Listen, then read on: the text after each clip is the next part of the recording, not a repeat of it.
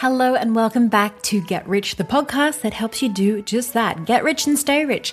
I'm your host, Molly Benjamin. And today I have not one, but two guests joining me all the way from New Zealand, making them some of our very first international guests on the podcast. So big deal, whatevs, we're now international. But these two women have spent a decade getting more money into the hands of women, running courses, doing their own research, and they've just released a book that went straight to number one called Money, Money, Money, How to Reset Your Money Mindset and Find Financial Freedom.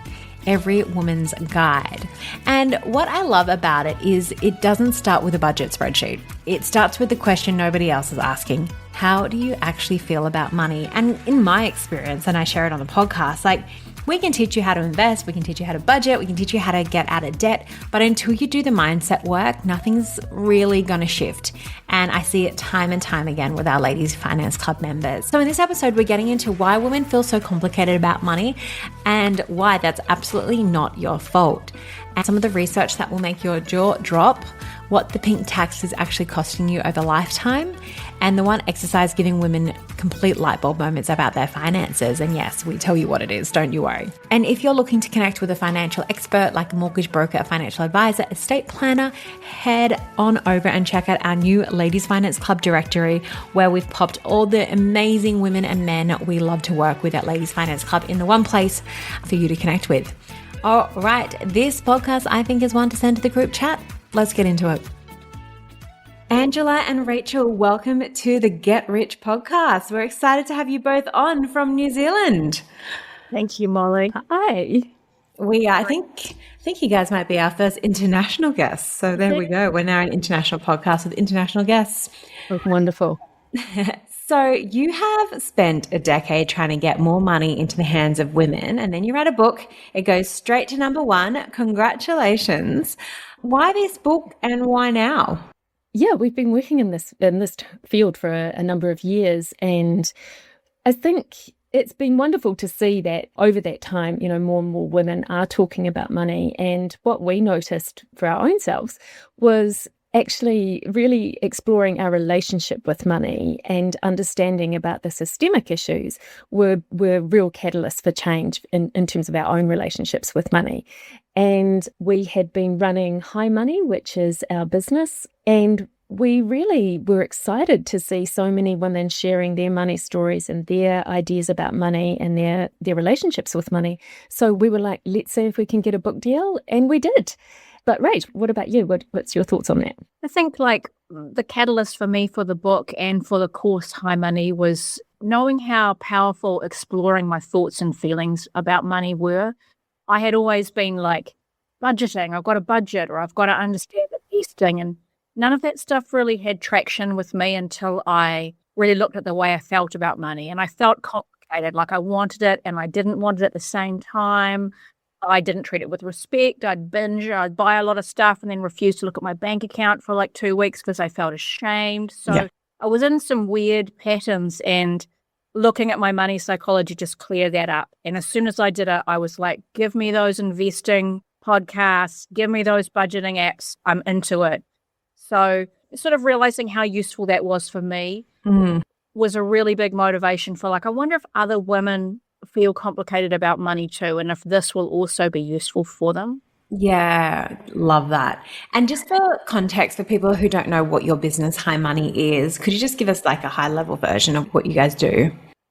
It's an online course that supports women to explore their money psychology. So there are 12 modules. I'm a therapist, so they're sort of therapist designed, and we've tested them with women around Australia and New Zealand, and in workshops in person and online. So women can sign up and explore that material in their own way, in their own time. And there's also, we do them in groups sometimes, so people love to talk about money with each other. Yeah. So we sometimes do it live, with women in Zoom rooms or workshops. And this is a big question, but why do you think women do have such complicated relationships with money? And if you can give any real life stories or case studies, I know you have a lot in the book as well, that would be awesome. I think, well, gosh, everyone has a personal story and a personal relationship with money. We look at a number of different, I suppose, levers that influence people's relationship with money. So I work as a gender equity specialist, so I kind of have this systemic lens across it. So I'll look at kind of all of the different systemic issues that make it more difficult for women to experience financial well-being. So things like the gender retirement gap and the pink tax and just the gender gap and all of those things that make it really difficult. And so for a lot of women, we heard a lot of women say, oh, I'm just really bad with money. And we're like, well, actually, are you really bad with money? Or are there so many things that are kind of diverting money away from your pockets? Maybe it's not you that's really bad with money. Maybe it's actually the system hasn't been designed for you. And of course, how you think and feel is going to be impacted by that. So that's kind of one of the lenses that we bring to the work in High Money and in the book. Just on that question as well, I guess when I say, like, do women have complicated? Why do they have complicated? So yes, there's obviously the system and social issues. Are there any, like, I guess, like antidotes or stories that you can share of, like, Sarah didn't realize that blah, blah, blah, or I don't know, like some real life stories that we can also share for that question? I guess for me, coming from the sort of psychology lens, like, the patriarchy in a way gets internalized, and women get told a whole lot of stories over their lifetime, like men do too. We all get told stories about what's okay for us to do or have, or what femininity is, or blah blah blah blah. So one time in one of the High Money Zooms, we'd sort of done 3 or 4 Zooms, and women had really talked about their money relationship and done a lot of exercises, and one of the participants said, oh my goodness, I just realized I always thought someone was coming to save me. I'm 53, like no one's come. I just realized that I've been telling myself that, and I just realized there's no guy on a horse, like it hasn't happened yet. I'm just going to save myself.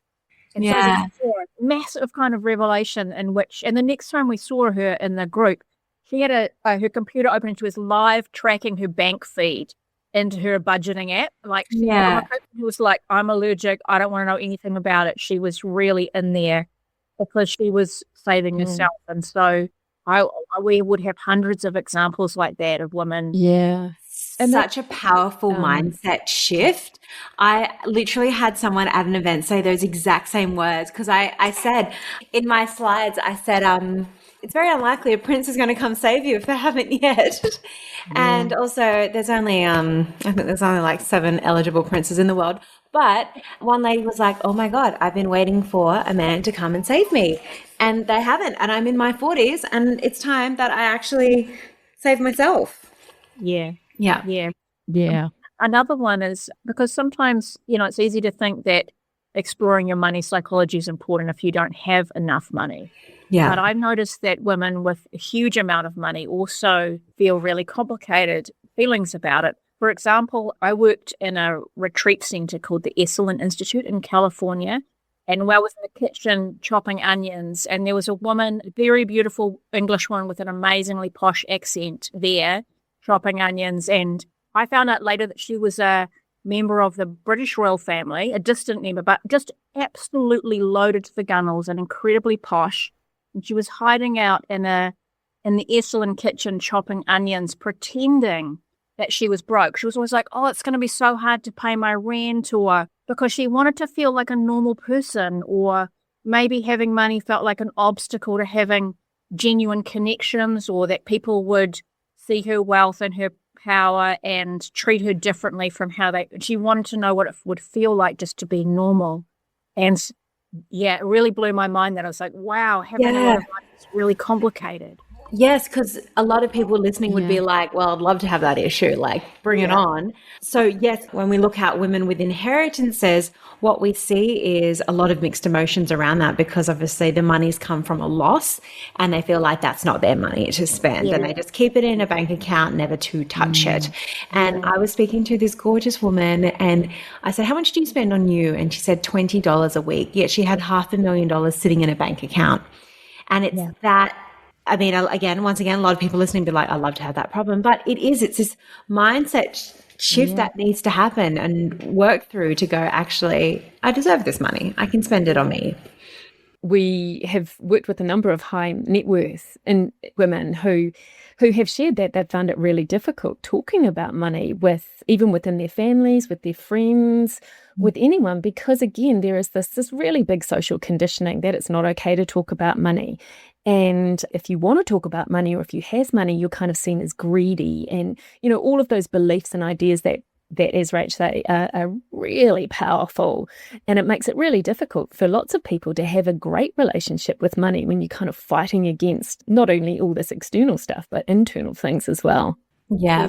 A really high net worth woman told us that the family, they'd come into a lot of money, and then they would go out for big family lunches and they would always pay. And she said, and no one would ever say thank you. And she said that she felt like all her family relationships were really frayed because she felt that she was only ever invited, so she would pick up the check. Yeah.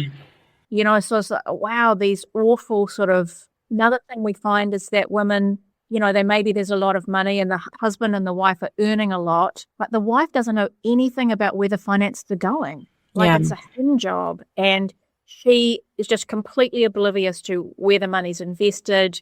She's just sort of spending what's in the joint account. So that sort of... She's great at budgeting for the household. Yes. Yeah. I see that as well. Women will do the budget household. They're really good at that. But when it comes to those bigger financial decisions, they're completely kept in the dark, or they are not choosing not to be involved, but they're not being involved. Yeah, exactly. Yeah. At great detriment to women's wealth, because if there's separation, often women, it's expensive to fight for what you're legally meant to have, and women will sometimes not get their fair share or leave, a lot of money on the table, which then contributes to retiring with less or not being able to support family members, or can have a really negative impact. And I guess before this book kind of existed and before you did your own work on your money psychology, what was your relationship like with money? Mine was very complicated. I didn't grow up in a household that money was really talked about, or if it was very negative. And my father went bankrupt two times. And so we had this real boom and bust cycle, and also just deep humiliation and stress. And in fact, the last conversation I ever had with my darling father was actually about money before he died. So for me, money and debt was always linked with death. And so I found even sort of talking about money really hard, actually. So through doing this work, it's been amazing. I've managed to buy property and get an investment portfolio together and feel much more confident about my relationship with money. But yeah, I would not say it was easy or a good time growing up. Yeah. And what about you, Rachel? My mum's a real, you can always outfox the system kind of, she'd done real estate. And so I sort of grew up with this kind of hustler of a mother, and she had separated from my father when I was quite young, so she had to start again, and there was quite a difficult custody sort of thing. So there was a lot of that stuff in my early life, and I'd gone on to work in the arts, and I went to film school to AFTRS in Sydney, so I spent a bit of time studying filmmaking in Australia, which was great.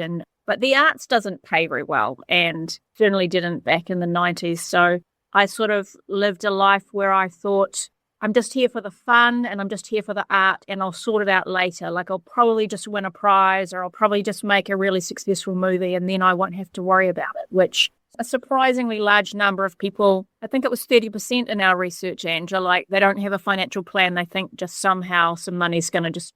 It will work out. Yeah. So I was like that. Yeah. And like I said, when I started to explore my money psychology, I realized that I treat money like I would never treat a person, without respect. I'm just, binging and purging and having too many treats and, all sorts of crazy stuff that once I got clear about it, I just stopped completely. So it's embarrassing to say, I wish I felt like everybody had it sorted apart from me, but something I've discovered from this work is pretty much no one's got it sorted. No. Oh, Rachel, for context, I was crying in a supermarket in London because I'd spent all my money. So don't worry. We've all got our embarrassing stories around money, but I think it's the overcoming the journey, changing the mindset around money, the way all those influences from our parents as well. And look, The finance system wasn't designed for women, and that's not a feeling, that's fact. So I guess when did you both have that moment you stopped blaming yourselves and maybe go, actually, maybe it's not us, maybe it's also the system that we've been brought up in? We did a piece of research actually called Rich in Context, and it was across Australia and New Zealand, and it was kind of looking at those socio-cultural determinants of financial well-being. And for me, I was doing some work in Australia, probably about 7 or 8 years ago, with a big superannuation fund, and discovered that, women were retiring into poverty. And that felt like just such an outrage to me. I was like, what? How did I not know this? How come we're not rioting in the streets about this? In the research that we did, we also saw that there were so many things that women were kind of conditioned to not sort of be aware of, and that stat that Rach says about 30% of people have no financial plan whatsoever, other than maybe winning lotto. We also saw that women weren't going to talk to financial advisors. I mean, I tried to talk to a financial advisor once when I was about 23, 24 in London, because I thought, this is what you're meant to do, and you're meant to understand the stock market. I was like, I don't know what that is. And I'd saved up some money, and I went in to go and speak with a financial advisor, and he was like, have you got £10,000? And I was like, no. And he was like, come back when you've got £10,000. And I was like so deeply humiliated. And honestly, it just stopped me for years. And then kind of unpacking the fact that, there's all of these things that lead to women retiring into poverty that are absolutely not our fault, that are absolutely designed and cooked into the system, was really a big revelation for me. And I think for a lot of other women, it's like, oh, what? That's not fair. How about you, Rach? Well, for me, the chapter in Money, Money, Money about the system, I find it hard to read because it just makes me want to cry. Yeah. Like, I find it devastating seeing, like, I think of a woman's financial life as like death by 1,000 cuts. If it's not stepping out of the workforce to have children or getting paid a little bit less or blah, blah, blah, blah, blah, blah, all the things. But the thing that really I found really useful is the pink tax, which, and you probably know what the pink tax is. It's like women's razors are pink and they're a little bit more expensive than men's razors, and women's haircuts are a little bit more expensive than men's haircuts, and we buy like menstrual products and blah, blah, blah. And in the book, there's an American study that adds that up, and it comes out to $200,000 or $250,000 over a lifetime. It's like, man, if I just got the pink tax back, if I just got $250,000 right now, my problems are solved, like just that one thing. I think being able to focus on that one quite small thing really galvanized me and made me feel really kind of annoyed in such a way that I was willing to go really hard on getting my financial life sorted. Yeah. So, and I think to your point, Rachel, feeling kind of overwhelmed by that, there is a lot of stats and facts in that chapter. And I suppose one of the reasons that we put it in was it could be one of those things that actually is a lever that, as whoever you are, whatever's kind of like top of mind for you, you can pull that lever and be like, actually, hang on a sec, I'm going to challenge that one. Or like the pink tax is a really great example, because it's not actually a tax, it's just the way that marketing has been developed, and it's also this kind of social conditioning that women have to look a particular way to do professional work, And so we do have a choice there as well about whether we want to participate in that, or how, in what way we're going to participate in that. Yeah. So you commissioned actual research, the Rich in Context report, into how women experience financial well-being differently. I guess, what did the data show that made you go, people are not going to believe this? Well, one of the things that actually I found really interesting was the role that mothers play, actually. And I suppose I kind of had this assumption that, within families, fathers would be the one that people would talk to about money. But actually, our research shows that across men and women, all genders, people felt much more comfortable talking to their mothers about money.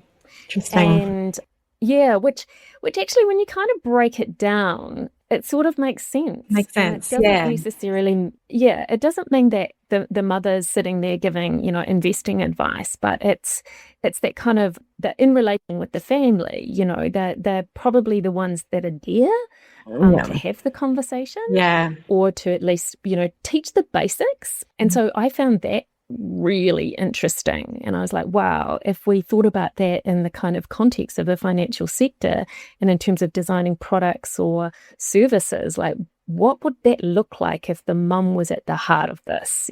That excites me. It makes me think, wow, yeah, there's lots of stuff. Yeah, that is such an interesting insight as well. But as you said, when you dig deeper, it does make sense because you're like, the mum is the one who has those relationships. And this, I guess, you might feel way more comfortable having that with your mum than your dad. Yeah. What about you, Rach? Was there any kind of like, oh my gosh, wasn't expecting that? I think the most financially well women are partnered white Australian women. And I often think about them. Sometimes I'm like, oh, I bet those ladies are on a cruise right now or just having a cocktail, like that's interesting. And I think the thing that it didn't surprise me, but it was a confirmation of what I see therapeutically in my practice was the role of trauma in financial, I think when people experience awful stuff, it obviously takes a huge toll on every aspect of their life, including financially. And it just kind of snowballs. And seeing that in the data, I found terribly sad. But also I see that, every day in my work. So yeah, it was right there on a page. Yeah. And can you give us an example of that? And if a trigger warning is needed, we can add that in, but maybe an example of what something traumatic would be that then affects the finances. Yeah, it's hard to think of something that's not too heavy. Say in the book. We give an example in the book. Oh yeah, in the book there's one, like say a young woman has an alcoholic father who's, I don't know, verbally abusive and unpredictable. So that baby, that child will never really be able to feel really safe and relaxed because she'll always have to be on guard for an unpredictable person who's going to yell and scream or get drunk. So there's an impact right there because her nervous system will never be properly relaxed and that will equal health damage that will be ongoing.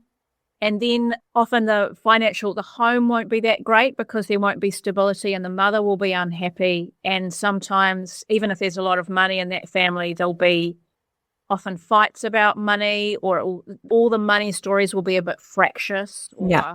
So there'll be a whole lot of complicated stuff there. And then she might leave that family because she's like, I just want to get out of home as soon as I can because it's really bad at home. So now she's out in the world, maybe starting a new relationship or going to university. And that's a great time for loving parents to intervene in a way that can have a massive effect on a child's well-being, like getting them into a good career or financing them into a business or helping them choose a really good partner. But she may have fled the family home so she doesn't get that support. So she might make worse choices or she might get into lots of debt. And then she will be more attracted to a guy that's like her father because that gets wired in. So she's more likely to marry an alcoholic who's unstable. And if it makes me so sad drawing that pathway, but you can see at every turn she's not well supported. She's got poor health. She's not got high quality support when she needs it, and she's more likely to get herself into situations that where she came from, and all of them will impact her wealth and her well-being. Wow. How's that, Molly? Wow. No, I think it's really helpful to just like see that journey and hear that, but obviously very sad as well without that intervention. We talk in the book about how that impact of trauma on the ability to even think, you kind of like behavioral economists call it like tunneling, where you're just unable to kind of make good decisions about your finances because you think, I can't think right now, which is literally true. So it's kind of like, and certainly, work that I've done around single parents coming out of abusive relationships and stuff. It's just like you're the last thing on your mind is how are my investments going? How's the super looking? Absolutely, you're survival in mode, much more exactly. So I guess, what is one money move, just one, that every woman listening to this episode could do this week that would actually shift something? Maybe if we start with you, Angela. I think what came to mind first of all was talk to your girlfriends about money. I think that is one of the best things that you can do. have conversations with your friends, talk about how much you're earning, talk about where your super's invested. Are you in the right age and stage for, right fund for your age and stage? My message is talk to your friends. And Rachel? Yeah, I'd add to that. Don't just talk about investing and practical stuff. Talk about how you feel about money with somebody else. Yeah. Like, tell them your money story. We do a beautiful exercise in High Money where you actually literally talk to money. So you get an object or a person who pretends to be money and you have a direct conversation with money. And in that very short sort of exercise, often people have life-changing revelations. So if you can find a friend who'll pretend to be money with you and try that out, that would be my number one tip. Yeah. I love that. I don't know if you've come across Simone Ginnison. She's a money educator, one of the first money coaches ever in the UK. Incredible woman. And she always talks about like if money came to tea. So if you had to sit down and have a cup of tea with money, what would they say? What would they look like? How would you feel? And it's such an interesting way to like shift it into almost like this person, this object. One of my last questions. Financial services industry keeps trying to target women, pink everything, soft language, patronizing ads. What would you say directly to those boardrooms right now if you had a few minutes of their time? I think my message would be women are about to inherit, or there is a big, great wealth transfer happening, and really understanding women is going to be the biggest success of your business. And I would say neglect us at your peril. Yeah. I'd say meet women where they are. Like, women are immune to pink flowers and all the, like, we've been princess industrial complex. Like, we've been dealt that kind of stuff for a long time. Like, actively seek to truly understand women and what sort of things they face. And if you can do that and really meet women where they are, then there's a huge amount of reward in your business.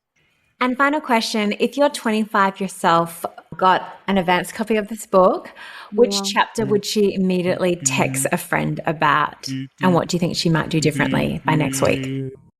I think for me, I'd just be talking to all my buddies about money and my money feelings over drinks and cocktails and all the fun things I was up to. I think I'd just start talking about my money feelings a lot earlier. Yeah. What about you, Ange? Is there a particular chapter? I think that, but I also think I would be reading How to Invest chapter. If I'm really honest, I think I'd be like, girlfriend, you're 25, start. Compounding, let it be your best friend. Yeah, let's get into compounding. I think I'd probably go into that really practical thing and then work my way back if I'm honest about it. Love it. Well, thank you so much, ladies, for taking the time out and being some of our first international New Zealand guests on the potty. Where can people get copies of this book if they want to check it out for themselves? Well, it's in all good bookstores. We are going to be launching the book in Melbourne. So if anyone is in Melbourne on the 7th of May, we're going to be at Readings Bookstore in Carlton. And we'd love people to come along and say hi, come and have a chat with Money. Yeah, and it's also available as an ebook as well. Fantastic. Thank you so much. Thank you, Molly. It's such a pleasure to come on the potty. Thank you.